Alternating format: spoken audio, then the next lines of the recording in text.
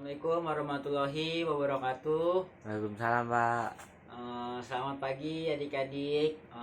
Bertemu lagi sama Bapak pada pagi hari ini ya. Sebelumnya izinkan Bapak memperkenalkan diri. Nama Bapak yaitu Aditya Fajar Hidayat. Nah, salam kenal ya semua. Baik, Bapak mau tanya, apakah pagi hari ini adik-adik sudah sarapan? Sudah, Pak. Alhamdulillah. Pada sehat semua kan hari ini? Sehat, Pak, sehat. Nah, sebelumnya Bapak di sini ngajar mata pelajaran yaitu teknik struktur dan konstruksi bangunan. Dan kita akan memasuki materi komponen struktur dan konstruksi bangunan. Nah, sebelum memasuki materi, dari adik-adik ada yang tahu nggak apa itu komponen struktur dan konstruksi bangunan? Siapa? Nah, silakan Dika, boleh. Yang saya tahu, Pak, struktur bangunan adalah bagian-bagian yang membentuk berdirinya sebuah bagian. Nah, sudah, Pak. Oke, bagus banget itu jawabannya. Nah, itu jawabannya benar. Nah, untuk lebih lanjut dan lebih paham lagi, Bapak akan menyampaikan sebuah video tentang materi struktur dan konstruksi bangunan. Baik, berikut videonya. Bisa disimak baik-baik ya anak-anak. Di sini kita akan membahas materi yaitu komponen struktur dan konstruksi bangunan pada mata pelajaran teknik struktur dan konstruksi bangunan.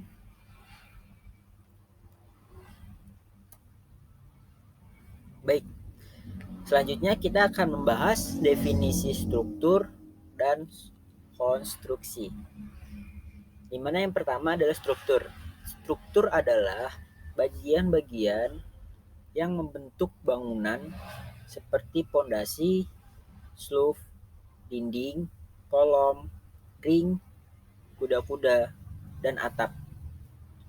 Kemudian yang kedua ada konstruksi, di mana konstruksi dapat diartikan sebagai gabungan dari elemen struktur dan elemen non-struktur. Dengan kata lain, konstruksi bangunan adalah bangunan secara keseluruhan yang terbentuk atas kesatuan struktur. Nah, di sini pada prinsipnya struktur bangunan, elemen struktur itu berfungsi untuk mendukung keberadaan elemen non-struktur yang meliputi elemen tampak, interior, dan detail arsitektur sehingga membentuk satu kesatuan. Kemudian setiap bagian struktur bangunan tersebut juga mempunyai fungsi dan peranannya masing-masing. Di mana kegunaan lain dari struktur bangunan yaitu meneruskan beban bangunan dari bagian bangunan atas menuju bagian bangunan bawah, lalu menyebarkannya ke tanah.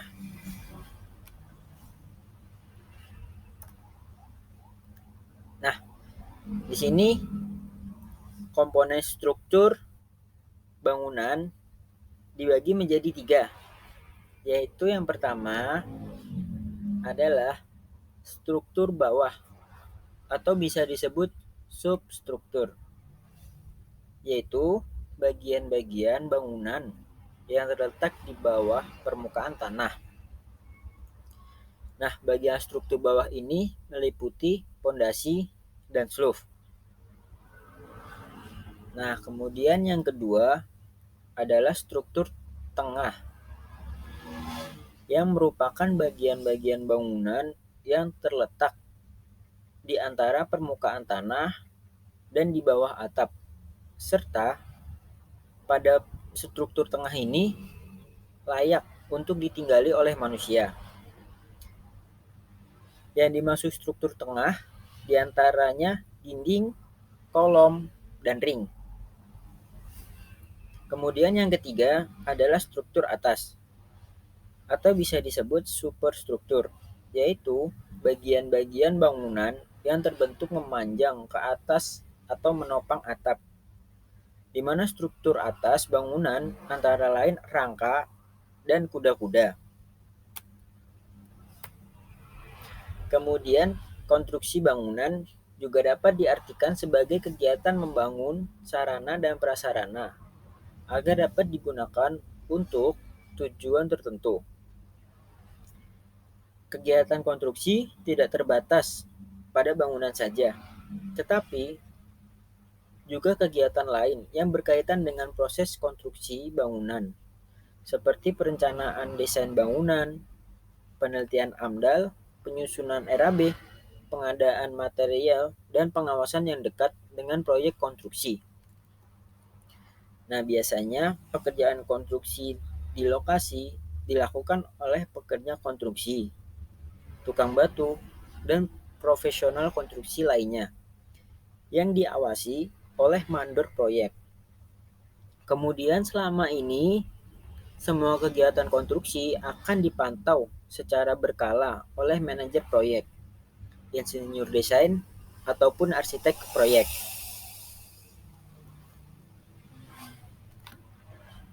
Oke, selanjutnya konstruksi bangunan dapat dikelompokkan menjadi 4 macam, yakni yang pertama konstruksi gedung, di mana konstruksi gedung adalah konstruksi yang digunakan untuk mendukung kebutuhan hidup manusia.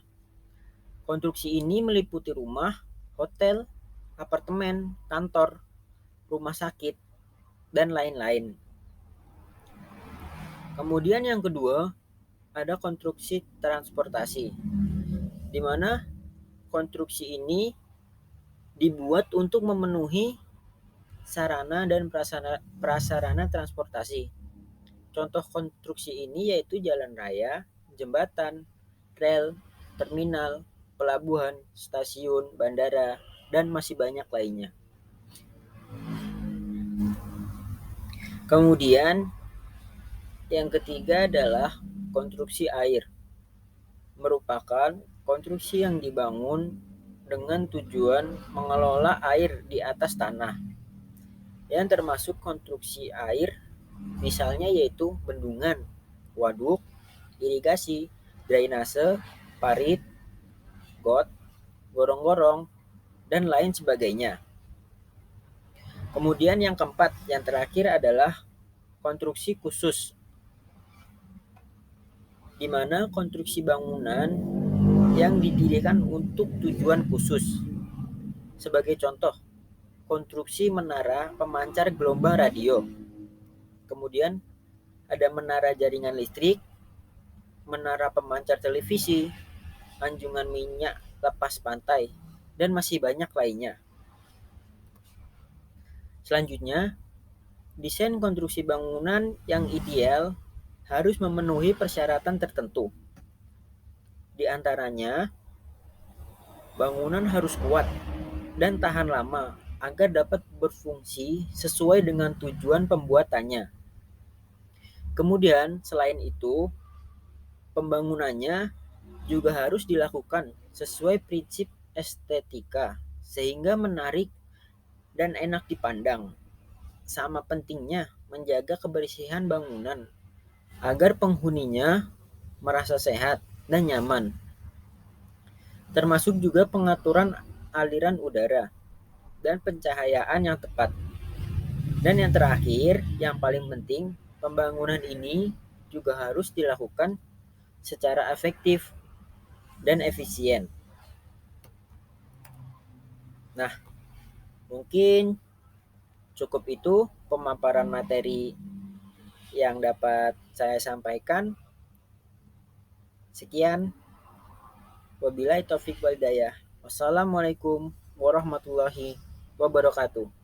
Terima kasih. Baik, itu tadi video materi yang sudah Bapak sampaikan. Nah, gimana? Apakah dari anak-anak ada yang ingin disampaikan atau kurang paham dari video yang sudah Bapak sampaikan? Saya Pak mau tanya Pak. Apa itu Dika? Apa yang mau ditanyakan? Silahkan. Saya mau nanya, konstruksi bangunan kan ada 4. Tolong jelaskan apa yang dimaksud dengan konstruksi transportasi, Pak. Nah, ini tadi pasti nggak nyimak nih. Jadi, oke, Bapak jelaskan ulang ya. Dimana konstruksi transportasi ialah konstruksi yang dibuat untuk memenuhi sarana dan prasarana transportasi. Contoh konstruksi ini adalah jalan raya, jembatan, rel, terminal, pelabuhan, stasiun, bandara, dan masih banyak lainnya.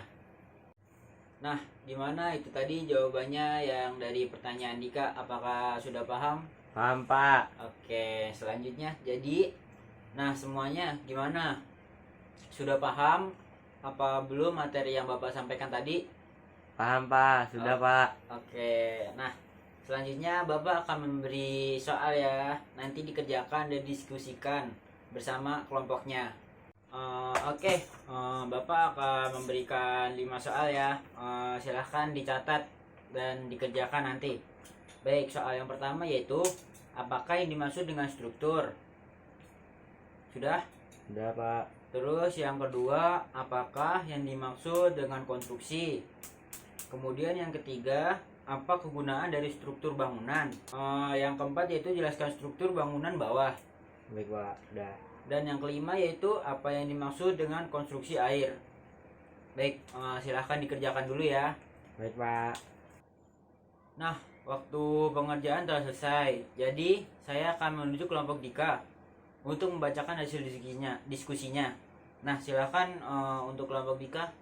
Baik, Pak. Jadi hasil dari kelompok saya adalah yang pertama, apakah yang dimaksud dengan struktur?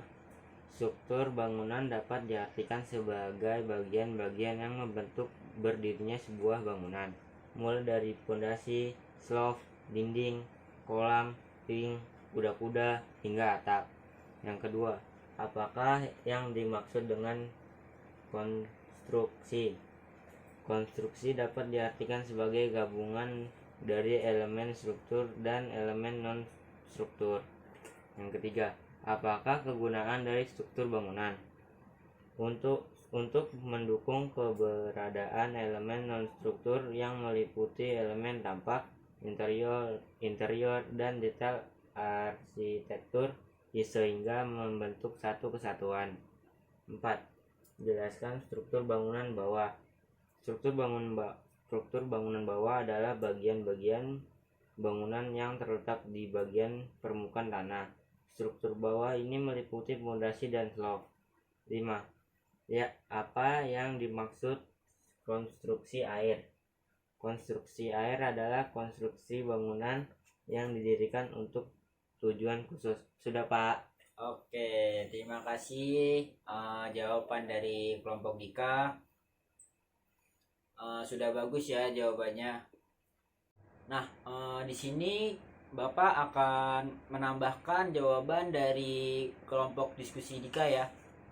Dimana jawaban nomor 3 tadi, yaitu kegunaan struktur bangunan tidak hanya membentuk satu kesatuan, tetapi kegunaan lain struktur bangunan yaitu meneruskan beban bangunan dari bagian bangunan atas menuju bagian bangunan bawah lalu menyebarkannya ke tanah. Kemudian nomor 5 tadi, dimana jawaban dari kelompok Dika itu kurang tepat ya. Jawaban yang tepat adalah konstruksi air merupakan konstruksi yang dibangun dengan tujuan mengelola air di atas tanah. Contoh yang termasuk dari konstruksi air yaitu bendungan, waduk, irigasi, drainase, dan lain sebagainya. Nah, dari penjelasan yang sudah Bapak sampaikan tadi, apakah sudah paham semuanya? Paham, Pak. Oke, baik.